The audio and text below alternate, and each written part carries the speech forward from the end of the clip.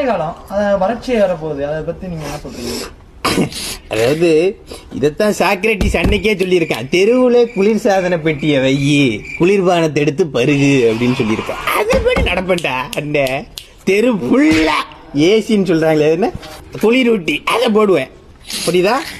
அதுலேருந்து அண்டார்டிகாலேருந்து பனிக்கட்டிகள் எடுத்துட்டு வந்து ஏரி குளங்கள்ல நிரப்பிடுவேன். அது கூலிங் ஆயிட்டு போகுது.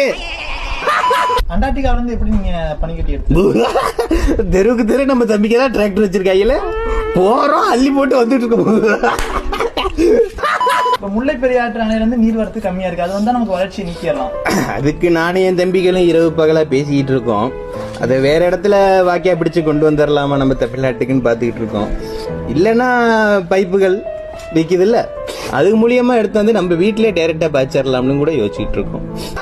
இதெல்லாம் சாத்தியமா? ஆட்சியை கொடுத்துப்பா, இதை விட நிறைய நான் பண்ணி கேட்டேன். தமிழ்நாடே தனியா வெட்டி எடுத்துருவேண்டா. நீ என்ன பேசிட்டு இருக்க என்கிட்ட? நீ இந்தியாவிலே தமிழ்நாடு கிடையாது, தமிழகம் அப்படின்னு தனியா கொண்டு வரணும் இல்லையா என்பது. இலங்கை ரெண்டையும் பின் அடிக்கிறேன் ஒன்னா.